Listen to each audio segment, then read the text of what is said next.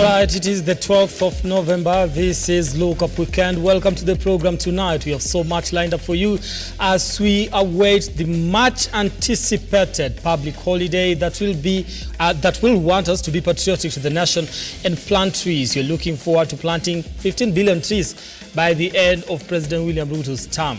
What are we eyeing tomorrow? I believe 100 million. That and much more on the program tonight. Start engaging us on our socials at Lookuptv, that is on X and on Facebook. Atamwai Brian. Our hashtag you're using tonight is Lookup Weekend. Do tell us where you are watching us from and what you think about the stories we're running today. And we'll be sampling some of your feedback as we continue with the program tonight. A sign language interpreter is Philista Ajondo. These are the top stories tonight.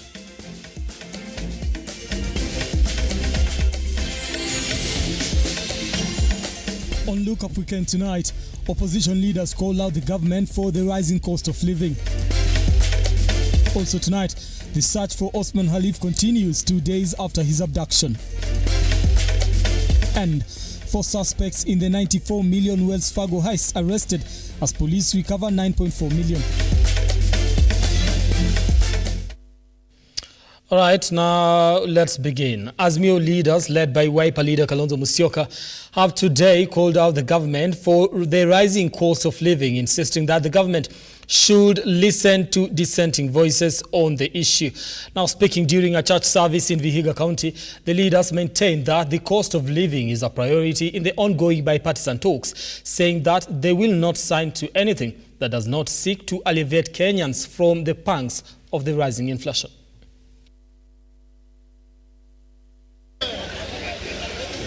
The cost of living has been a subject of debate for quite a while in the country. Opposition politicians criticizing the government for the rise in the cost of living. Kama Ruto asikii mambo ya Kalonzo na Raila, jameni atakataa kusikiliza ya maaskofu. They even say repeal. They are very clear. Walikuja mbele yetu. If you remember Eugene. Repeal the Finance Act. Wamesema hiyo. Kurepeal ni kutupilia mbali. Wiki hii hata IDP imefanya nini? Imepanda. Yaani kila kitu imetoka bottom imeenda wapi? Hata kitambulisho ile inakutambua wewe kuwa Mkenya pia imetoka bottom imeenda wapi? Lakini mnaona tayari ya kwamba rais wetu amekataa, anaendelea kukandamiza Wakenya. Ni wakati tunasema umefika sasa ya kwamba hatutakubaliana tena. Hivi sasa wakati umefika, ni lazima tuchukue hatua. Na hatua ni kwamba sisi tunasema chakula ama gharama ya maisha. Gharama ya Mkenya ya maisha imeenda juu. Na wao walituambia hapa. As deliberations on the cost of living continue with the National Dialogue Committee, opposition members of the team now say they will not agree to anything if a solution will not be arrived at. Mazungumzo pasipo cost of living, gharama ya maisha kuja chini, there is no deal. Tumesema hiyo.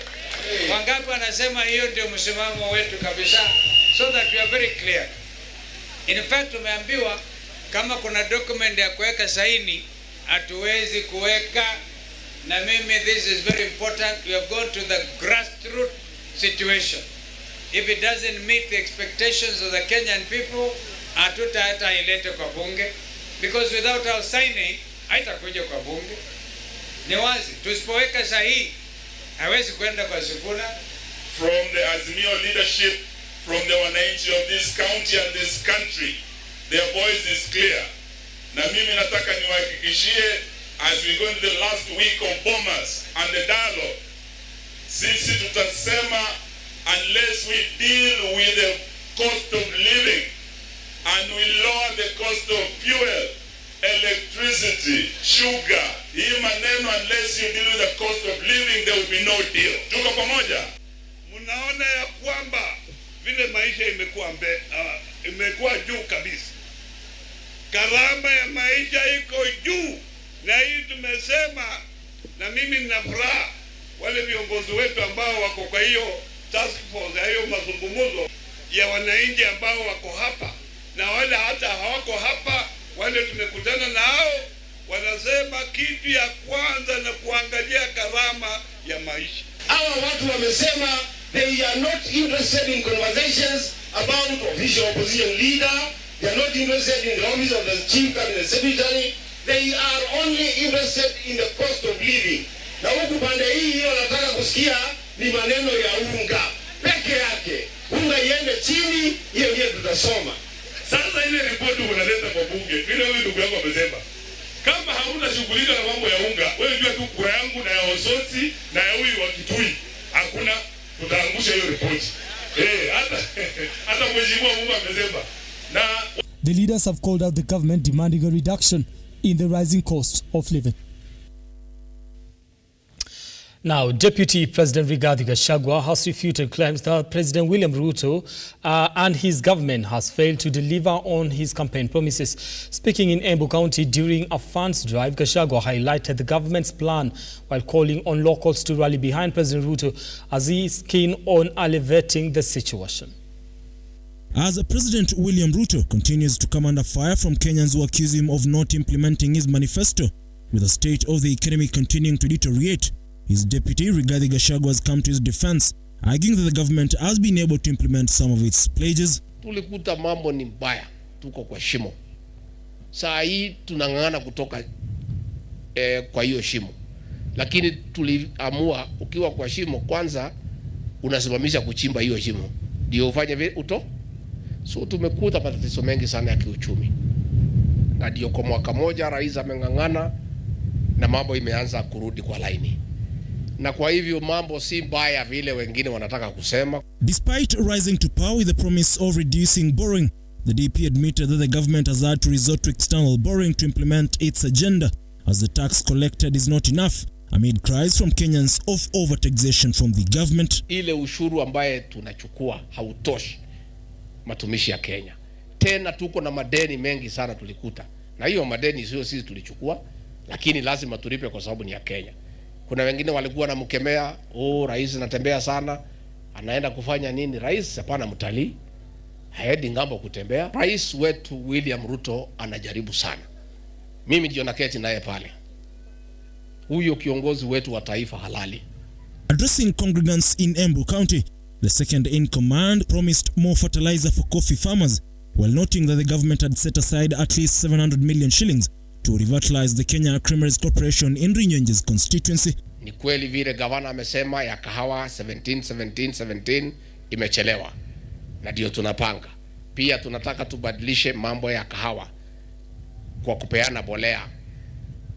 Haitakuwa vile mkulima anaenda kutafuta mwenyewe, tunaleta kwa factory ya kahawa, mkulima anachukulia hapo. Mambo ya KCC hapa Runyenjes tumepeana 700 million, waziri alikuwa hapa. Tutafuatilia ifanyike haraka iwezekanavyo, na sisi wenyewe tutakuja kuifungua hivi karibuni ikiisha. Mimi najua iko matatizo juu ya malipo ya KCC. Hayo mambo tumeyazungumza na rais na tutakuwa tukifuatilia siku ya Jumanne. Earlier in the day, Gachagua at a different church service in Embu County called on governors to work hand in hand with members of county assembly in order to ensure Kenyans get proper service delivery. Na maendeleo hawezi patikana kukiwa na kelele. Kwa hivyo nataka kumpongeza gavana na hao viongozi. Muendelee kuongea lugha moja, muongee sauti moja, mupendane, mufanye kazi pamoja, ndio hao watu ya Embu wapate maendeleo. Hata pale Meru kumekuwa na matatizo. Imeamuliwa pale kwa Senate. Nilikuwa pale mbele, nimewaita. Tukaelewana. Kukakuwa amani mwaka moja. Tena wakasosana tena, tukasema wang'ang'ane tuone vile itakuwa. Sasa si imekuwa vile imekuwa. Pia nitawaita tena, hiyo ndio kazi yangu. Ian Keitani, Lookuptv. Now away from that, a fracas ensued during a funds drive at Bukia Catholic Church in Mumias after Peter Salia was attacked by a supporter of Kakamega Governor Fernandez Baraza. Now the first-time legislator was whisked to safety after the incident, which happened after Salia slammed the governor for not prioritizing the plight of sugarcane farmers in the area, despite the previous regime through the county assembly set aside funds to help the farmers. However, police officers swung into action and restored law and order.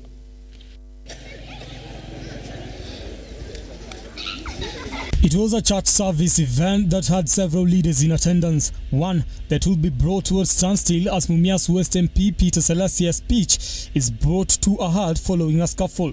All this because of the Mumias sugar politics. Watu ambao wako karibu na yeye unasikiaga mimi napiga kelele huko. Na watu kama nitakwambia one by one. Pia governor usikae na mimi. Tuongee, tunaweza kutengeneza maisha ya hawa wanga namna gani? Kwa sababu walikuelect wakijua walikuwa na a lot of aspiration and a lot of hopes, and those hopes they want to see them happening. Ara mambo yetu ya Mumias, hiyo ndio mama inafanyaga mimi na kosana na wewe, mambo ya Mumias hiyo peke yake. During the event, Salasia accused Kakamega Governor Fernandez Baraza of not doing enough to revive the ailing sector. The MP particularly took issue with the fact that Baraza's predecessor Wycliffe Oparanya had proposed a bill that would allow the county government to pay farmers 100 million shillings, which he used as his ammunition against Baraza. Mimi nataka nikwambie gavana, umekuwa hapa Mumias West ukasema maneno yako investor ambaye atakuwa analeta 100 million. Hiyo ukasema ni sawa, nikasema tu ni sawa. Lakini mimi nikajiuliza swali. Saa hizi tumefunga, makampuni zimefunga because of lack of gains. Na sisi tunajua gavana ambaye alikuwa amepitisha bill katika katika assembly ya Kakamega ya 100 million ya kusaidia farmers. So lazima pia wewe kabla uongee mambo ya Mumias, ujiulize wewe what role have you played in terms of helping farmers wetu kupanda miwa. Hiyo na lazima tuongee. Sasa wale ambao wanasema sasa unaambia nani na mimi nasema ukweli. However, Baraza supporters were not amused, taking it upon themselves to defend their governor by attacking Salasia. During the scuffle, the MP was hounded out of the stage, roughed up and almost pinned down by the goons, which brought the event to a standstill. Until the police swung into action to restore law and order to allow the church Harambee to continue as planned.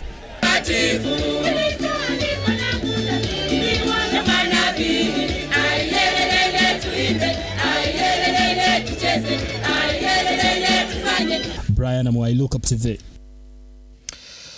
All right, now away from that, National Assembly Speaker Moses Wetangula now says the government is committed to wipe out cases of insecurity and cattle rustling in the vast North Rift region. And as Ian Ketani now reports, Wetangula's sentiments come days after President William Ruto highlighted the steps made in countering banditry, with local leaders calling for more reinforcement.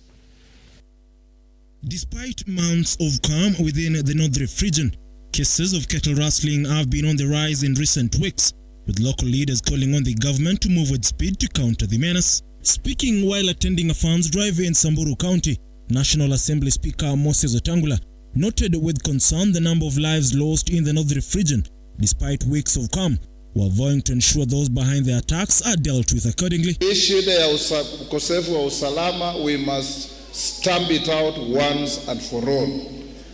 Hata wale ndugu zetu wa Kenya ambao wana mila na desturi ya kuangaisha wenzao, tutawakomesha, tutawazomesha.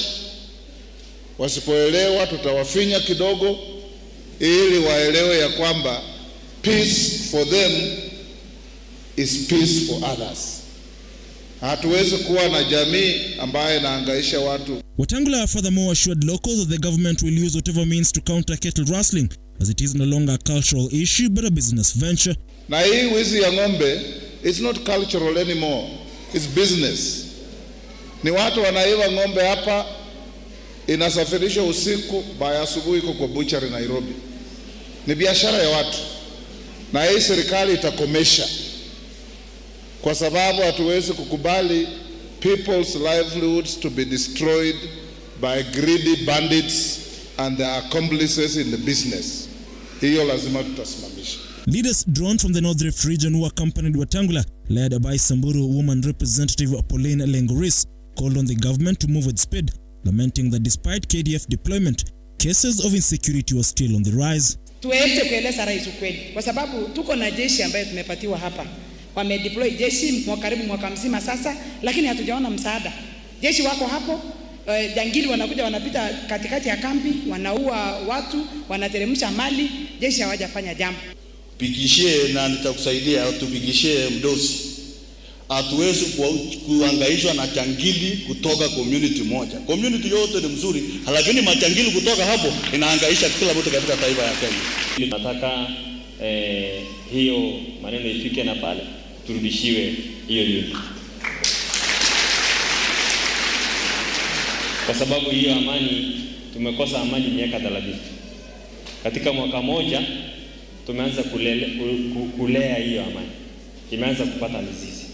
Ian Kitani, Lookuptv.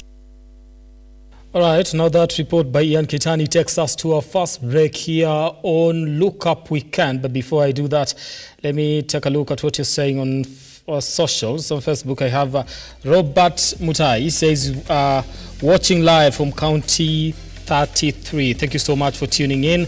Continue engaging us on our socials at Lookuptv, that is on Facebook, and on X at Amoy Brand. The hashtag we're using tonight is Look Up Weekend. Do tell us where you are watching us from and what you think about the stories we are running today, all the way from political issues to sports that will be coming later on. All right, we'd like to hear from you. Right, we take that break. We'll be back in a few.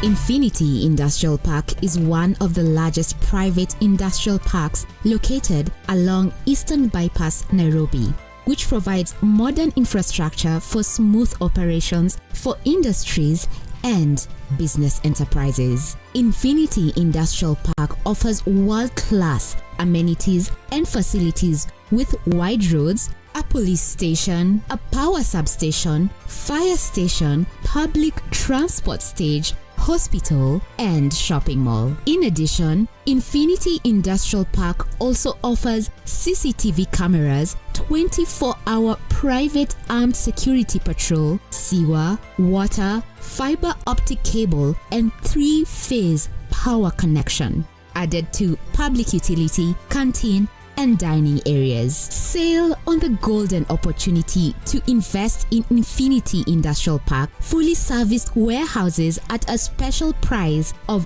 3,569 Kenyan shillings per square foot. For more inquiries, visit our website infinityindustrialpark.com.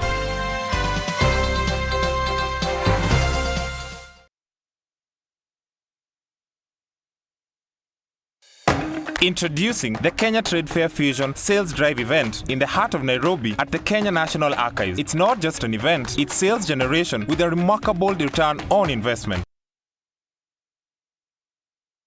Get ready to let your booth do the talking as you study new market trends with lots of entertainment featuring traditional live bands, DJs, and artists. For vendor registration, call 0724 715 334 or 0713 907 584 or 0723 861 173.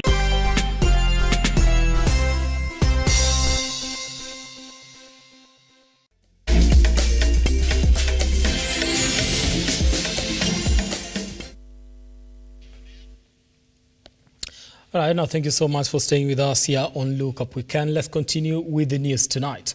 Now, the family of Nairobi Governor Johnson Sakaja's aide and former immediate South Sea Member of County Assembly Osman Khalif are appealing to the government to help them locate their kin after he was abducted by 5 unknown men in Nairobi's Sarit Center.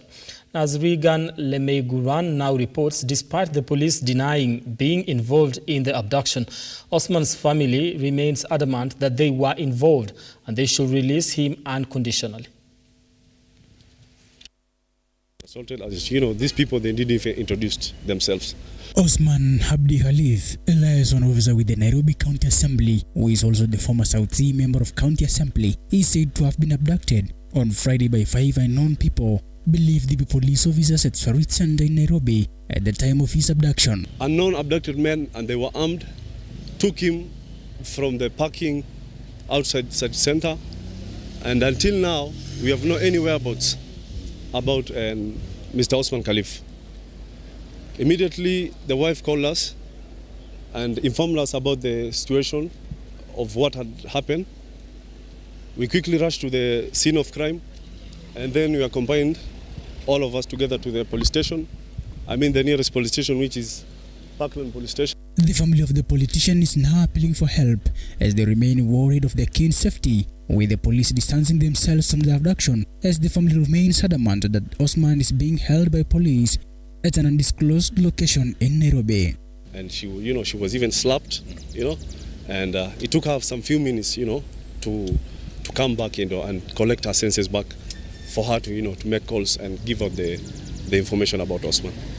His wife, who was with him at the time of the incident, narrates how he was manhandled and bungled into a waiting double cabin car with a registration number KCT 163H before speeding off with efforts to reach him via his phone not bearing any fruits. And Osman is a former MCA, South Sea Ward, from 2017 to 2022.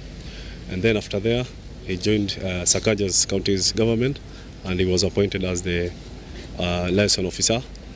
And Osman is one of the most influential young men within the city. And I think that is the brief information. Let's say Osman was a politician, and he's well known. He's well known by the youths and generally the citizens of Nairobi.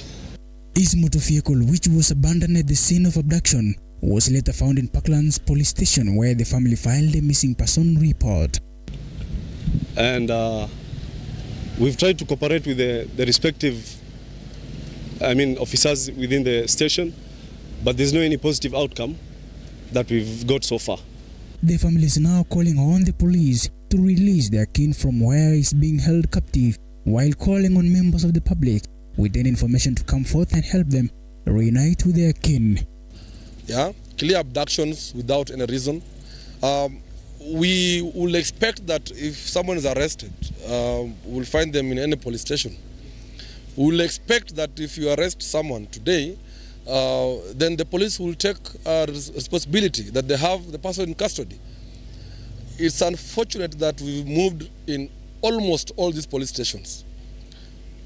Even some OCS have given us a chance to move and confirm ourselves in the cells.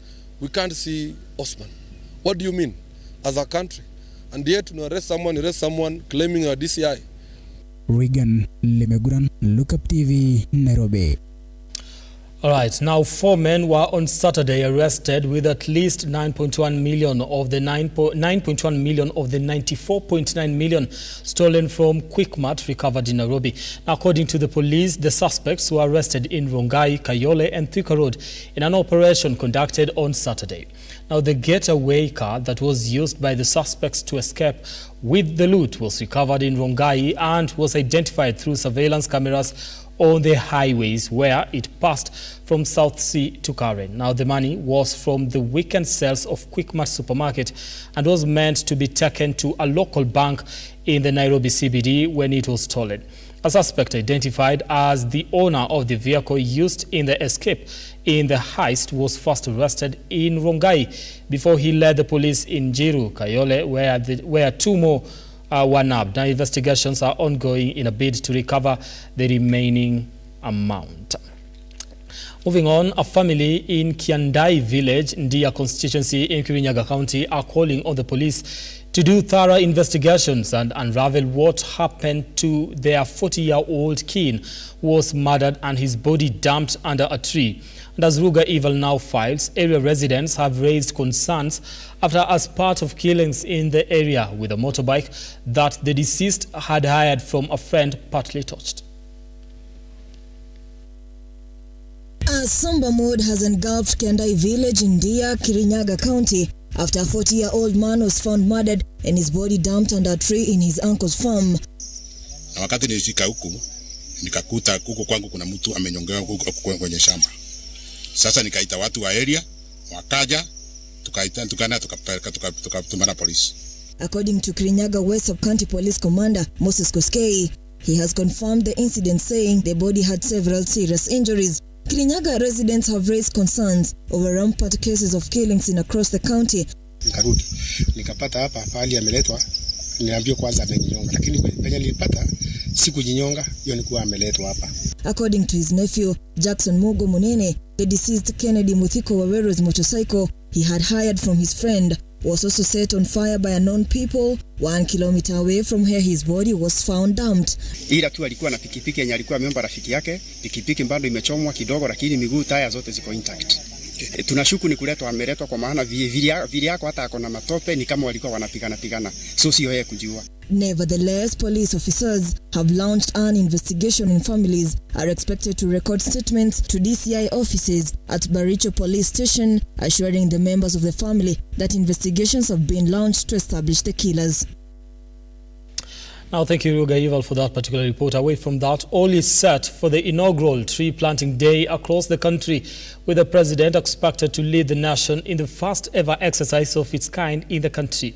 Now, Q Wetland in Makindu, Makueni County, that is where the president will be leading the exercise. Now, the exercise follows the declaration by the Ministry of Interior gazetting tomorrow as a holiday that will see Kenyans engage in tree planting across the country. Sisi tunafurahia sana mambo ya miti kwa sababu tulikuwa tumetamani kupanda miti. Wakati tunaendanga ubande ya Meru tunakuta miti. Watu wamepanda miti wasiona nyumba ya mtu kwa mbali mpaka ufike karibu. Late last week, the Ministry of Interior and the National Administration through a Gazette notice declared November the 10th as the National Tree Planting Day, where the public is expected to engage in tree planting across the country as part of Kenya's landscape and ecosystem restoration program aimed towards growing 15 billion trees by 2032. Eri tupande miti tu replace ile miti iliisha. Ndio hewa irudi kama kawaida. Na tunafurahia sana vile tumepata miti, tutausapanda miti na tuboreshe ardhi. Ardhi ikikuwa mzuri kama vile zamani ilikuwa, nafikiri hali ya anga itaweza rudi chini. Ile mambo ya zamani itaweza rudi. Kwa sababu hata mvua hatupata mvua kama hatuna miti. In a joint statement to newsrooms, Interior Principal Secretary Raymond Omolo and his forestry counterpart Githonga Mugambi said besides the scheduled activities in particular areas, other counties they have instructed chiefs in all the 47 counties to take lead in the tree planting efforts. Plant a tree! Plant a tree! Restore nature!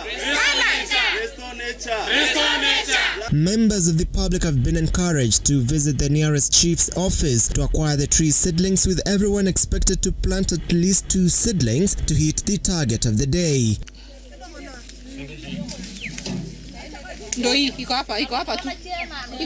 Various leaders will lead the exercise across the country, with President William Ruto expected to be in Makueni County for the tree planting exercise, with his deputy and various CSs to lead the exercise in other parts of the country. Leo nimeleta miti ya matunda na miti hiyo indigenous tree so that we can plant it and change our community.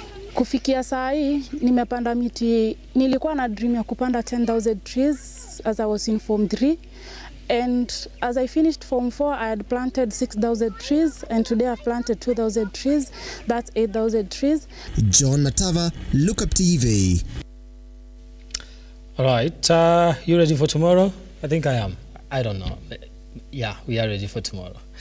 Away from that, stakeholders in the coffee sector have urged the government to give more support to training of baristas and mixologists as a new venture through a government-private partnership aimed at creating more skilled jobs, as the demand is high locally and internationally.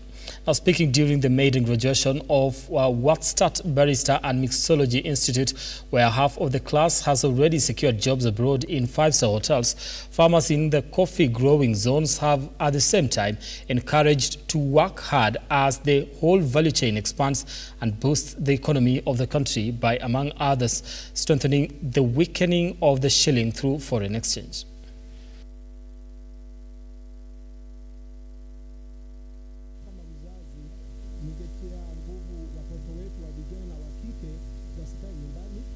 Wasomee masomo haya, wajue jinsi ya kuchanganya kahawa, maana tunakuza kahawa katika Central Kenya. Watafaidika na hii elimu na watafikia mataifa, na pia wataendeleza nchi yetu na zaidi kufanya Kenya yetu ijulikane na kahawa yake. Kwa hivyo mimi kwangu ni furaha kwa shule hii ya Barista na Mixologist Institute. Wamepatia watoto wetu nafasi wakiwa wa kwanza, na kwangu sana ni mtoto wangu Faith. Amenitia nguvu, maana amesoma, amekubali kufanya hii kazi. Naona akienda mbali na hii kahawa italete faida kwa nchi na kwangu kwa familia na kwa nchi yetu kama Kenya. And motivation kutoka Naivasha hadi huku, the passion of coffee and wanting to know more about coffee growing and coffee brewing and to appreciate what wanna grow coffee now. Nimesoma mengi and one thing I'd like to tell the people outside there, it's not about just learning alafu unakaa huko mtaa. You'd rather learn something that will give you a job. So baristas, mixologists, I think this is the place to be. There's a lot of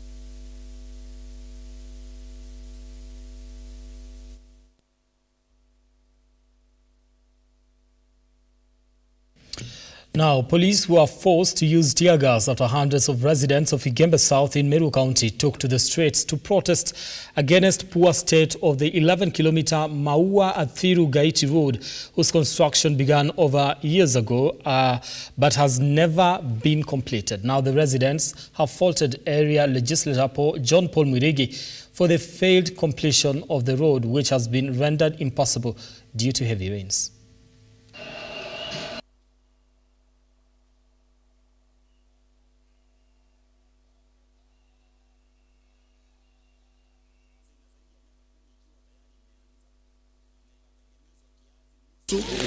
Uhuru Muigai wa Kenyatta president akakuja akailaunch akasema imemaliza kazi, na sisi hatukujua kwamba alikuwa anasema imemaliza kazi, na Aticon wakatoroka kwa barabara, na tunauliza mbunge wetu ambaye ni John Paul Mwirigi afuatilie ajue Aticon ilienda wapi, kwa nini wakatoroka barabara ikiwa hata hii afika nusu imetengenezwa 20%. Alafu Gachagua akakuja Athiru, mheshimiwa Gachagua alipokuja Athiru akasema hii barabara wakiingia tu within 100 days hiyo barabara itamaliza. Lakini ajabu ni kwamba hata alipoingia na serikali ya Unda vile tulikuwa tumeisupport, hakuna kitu ametengeneza, na tunataka kujua watu hakikishie Aticon walipoingia kwa barabara walienda wapi, na ajabu tunasikia wamelipo pesa yote ya kumaliza barabara. Tukikata mira hata ipandi maua sababu ya barabara kuharibika. Mpaka bibi yangu alikuwa na mimba, barabara ikaharibika akashindwa kupandizwa maua. Hiyo maneno gani? Na tuko na mheshimiwa. Tumwambia John Paul atumwitishi barabara, sisi tunasita serikali yetu na hatutaki atupinge kuitisha barabara yetu. Tuko na uhuru wa kuitisha barabara yetu mpaka tuone haki yetu. Sisi ni watu tuko na mira mingi kwa tukadhiro kaiti na barabara yetu ipitiki. Na ngari yetu sasa mpaka mira yetu kwa masambani tunakosa mali tunatapitia, magari yameshindwa kuenda na barabara juu ya barabara yetu. Sasa mpaka saa hizi tunaamua kuandamana, tunaamua kuwa ndani. Tutaendelea kuandamana mpaka tupate haki yetu. Tumeingia hapa kwa ajili ya maandamano juu ya inji barabara yetu ya kutoka Maua hadi Athiru hadi National Park. Hii njia tumendanganywa kwa mara tuliwadanganywa hata wakati wa CS Lentore ajua MP akatoka, tukaacha na John Paul tukaambiwa njia imetengenezwa hadi sasa hawajatimizia ile ndio walituambia, na ndio tumesema tutaandamana. Tuliweza na maandamano mengine na tumesema hata hii wakikataa kusikiza.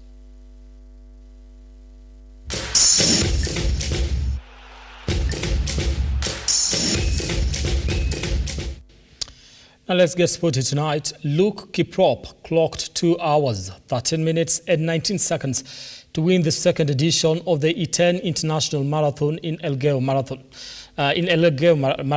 Now Charles Kimeli finished in the second place after timing 2 hours, 14 minutes and 26 seconds, while Edwin Yator completed in the third place by clocking 2 hours, 14 minutes and 58 seconds. Now in the women's category, Naomi Chepkorir emerged victorious, clocking 2 hours, 32 minutes and 36 seconds, beating her close opponent Lina Kaino and Caroline Kimosop, who finished in the second and third place respectively. But nile tu nilikuwa nimejipanga mzuri. Nikasema maybe wataniwacha mbele, nikasema heri niende wanipate mbele, wakienda waende. Nikifanikiwa ni sawa.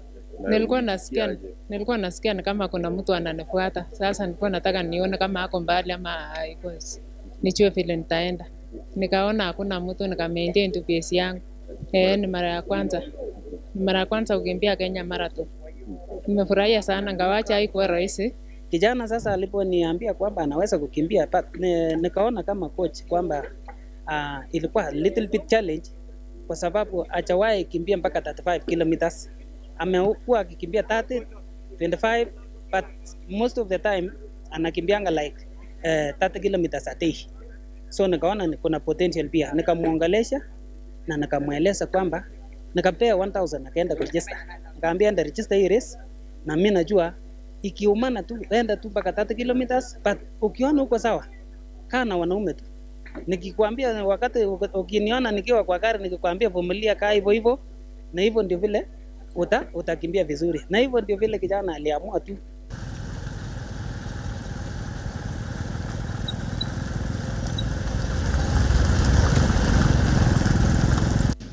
Now, Kenya national football team Harambee Stars has started preparations ahead of their 2026 World Cup qualifiers at the Kasarani Annex. Now, the Firat-led side will face off with Gabon on the 16th of this month before locking horns with Seychelles on the 20th of November 2023. Now, Stars are in Group F alongside Gabon, Cote d'Ivoire, Gambia, Burundi and Seychelles.